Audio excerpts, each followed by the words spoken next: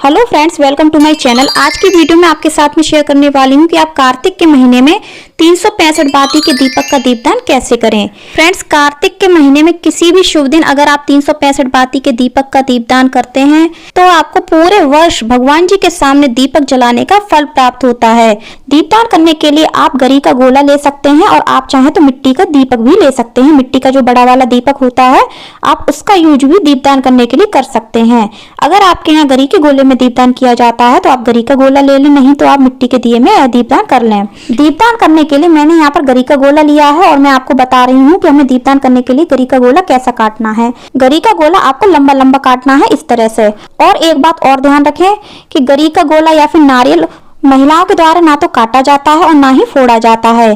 तो आप गोला कटवाने के लिए घर के किसी पुरुष की मदद ले सकते हैं या फिर आप अपने बेटे से, बेटा अगर छोटा है तो उससे आप कट का निशान लगवा लें, उसके बाद आप नारियल स्वयं काट सकती हैं। तो यहाँ पर मैंने नारियल काट के तैयार कर लिए हैं। यह दीपदान आप 5 की संख्या में, 7 की संख्या में, 11 की संख्या में, जितने भी आप करना चाहते हैं आप उस हिसाब से यह दीपदान कर सकते हैं। तो फ्रेंड्स, नारियल मैंने सारे कट कर लिए हैं। उसके बाद हम 365 धागे की बाती बनाएंगे। बाती हमें कैसे बनानी है उसके लिए मैंने मौली ली है, आप कच्चा सूत भी ले सकते हैं। अब हमें काउंट करना है कि आपकी मौली में कितने धागे हैं। मेरी मौली में 5 धागे हैं। यहाँ पर मैंने 5 धागे की मौली ली है। इस प्रकार से जब भी आप बाती बनाएं तो पहले मौली के धागे चेक कर लें कि मौली में कितने धागे हैं। अब इसके बाद हम देखेंगे कि हमें 365 धागे की बाती बनानी है। तो जैसे कि मेरी मौली में 5 धागे हैं तो हम 5 का डिवाइड करेंगे 365 में। डिवाइड करने के बाद आता है कि 73, यानी कि हमें मौली 73 बार लपेटनी होगी। अगर आपकी मौली में 3 धागे हैं या फिर 10 धागे हैं तो आप भी 3 का या फिर 10 का भाग 365 में देकर देख लें, आपको पता लग जाएगा कि आपको मौली कितनी बार लपेटनी है। अब चूंकि डिवाइड करने के बाद मेरा 73 आया है तो 73 में मैं 5 का मल्टीप्लाई करूंगी तो मेरा सीधा सीधा 365 आएगा। अगर आपका मल्टीप्लाई करने के बाद कम आता है, जितना कम आता है तो उतने ही धागे आप अपनी बाती में मिला लीजिएगा बाद में। अगर थोड़ा बहुत ज्यादा आता है तो आप उतने ही धागे अपनी बाती से निकाल दीजिएगा। अब इसके बाद मैं आपको बताती हूँ कि आपको यह बाती कैसे बनानी है। बाती बनाने के लिए आप मौली को अपने हाथ की उंगलियों पर इस तरह से लपेटिएगा और पूरा राउंड हो जाने पर 1 काउंट करिएगा। तो फ्रेंड्स, इस तरह से हम पहला राउंड लगाएंगे, फिर हम दूसरा राउंड लगाएंगे। दूसरा राउंड लगाने के बाद हम फिर तीसरा राउंड लगाएंगे। पूरा राउंड लगा करके अगर आप काउंट करते हैं तो आपकी एक बार में 2 बाती बन जाएंगी। और अगर हाफ राउंड पर ही आप 1 काउंट करते हैं तो आपकी एक बार में 1 ही बाती बनेगी।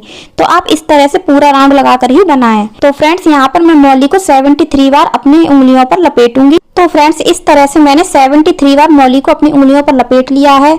अब हम मौली को नीचे से कट कर देंगे।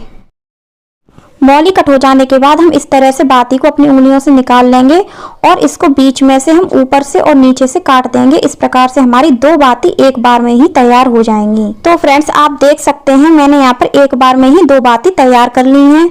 आप भी इसी तरह से 2 बाती एक बार में तैयार कर सकते हैं। इस तरह से हम बाकी की सभी बातियां बना लेंगे। अब चूंकि दीपकों को प्रज्वलित करने से पहले हमें दीपकों का दीपदान करना चाहिए, यानी दीपकों को दान करना चाहिए। उसके लिए हमें क्या विधि करनी है, उसके लिए हम एक प्लेट लेंगे और उसमें सबसे पहले कुमकुम या फिर पीले चंदन से स्वास्तिक बना लेंगे। चूंकि कार्तिक मास में भगवान विष्णु की बहुत ही महिमा मानी जाती है तो आप हो सके तो पीले चंदन से यह स्वास्तिक बनाएं और उसको हमने रोली से भी टीक लिया है। इसके बाद हमने जो गरी के गोले लिए हैं उनकी पूजा हम कुमकुम और पीले चंदन से कर लेंगे। अगर आपने मिट्टी के दीपक लिए हैं तो आप उनकी पूजा भी इसी तरह से करें। इसके बाद हमने यहाँ पर कटोरियां लगाई हैं। मेरे पास एक जैसी कटोरियां नहीं थी तो मेरे पास छोटी छोटी कटोरियां थी, उनको मैंने इस तरह से रख लिया है। अब मैं इसमें शुद्ध देसी घी भरूंगी। आप तिल का तेल भी भर सकते हैं। कार्तिक के महीने में तिल के तेल का दीपक का भी महत्व होता है। आपकी जैसी श्रद्धा हो और सामर्थ्य हो आप उसी तरह से कर लें। फ्रेंड्स, यहाँ पर मैंने गरी के गोले रखने के लिए कटोरियां इसलिए रखी हैं ताकि हमारे दीपकों का बैलेंस बिगड़े ना और घी फैल ना जाए। तो इस तरह से आप भी उनको बैलेंस करने के लिए सभी दीपकों में घी भरने के बाद एक बार आप इन बातियों को घी में डुबो जरूर लें ताकि दीप प्रज्वलित करते समय ये बातियां अच्छे से प्रज्वलित हो जाएं। तो इस तरह से आप भी उनको डुबो करके तैयार कर लें। आप पहले से भी इन बातियों को घी में डुबो करके दीपकों में लगा सकते हैं। फ्रेंड्स, कार्तिक के महीने में आप 365 बाती का दीपदान कभी भी कर सकते हैं और यह भी ध्यान रखें कि हमें दीपदान शाम के समय यानी सूर्यास्त होने के बाद ही करना होता है। क्योंकि सभी दीपकों को हमने कुमकुम और पीले चंदन से टीक दिया है। उसके बाद हम सभी दीपकों को अक्षत अर्पित कर देंगे। अगर आप एकादशी के दिन यह दीपदान कर रहे हैं तो आप उस दिन तिल अर्पित करें, अक्षत अर्पित ना करें। इसके साथ ही हम सभी दीपकों पर थोड़ी थोड़ी खील अर्पित कर देंगे। फ्रेंड्स याद रखें, जहां भी आप यह दीपदान करें उससे पहले आप दीपक के नीचे आसन जरूर दें। आप चाहे अनाज का आसन दें, चाहे तिल का आसन दें। अब हम हाथ में थोड़ा सा जल लेंगे, इस तरह से दीपकों के ऊपर हम 2 बार जल घुमा देंगे और उसके बाद हम दीपक के चढ़ स्पर्श कर लेंगे और हाथ जोड़ लेंगे। अब हम इन दीपकों को सभी भगवान के सामने प्रज्वलित कर सकते हैं। यह दीपक आप गोपाष्टमी के दिन गाय के सामने प्रज्वलित करिएगा। दूसरा दीपक आप आंवला नवमी के दिन आंवला के पेड़ के नीचे कर सकते हैं। इसके बाद आप यह दीपक देवउठान एकादशी के दिन तुलसी जी को भी अर्पित कर सकते हैं और भगवान विष्णु के नाम से भी अर्पित कर सकते हैं।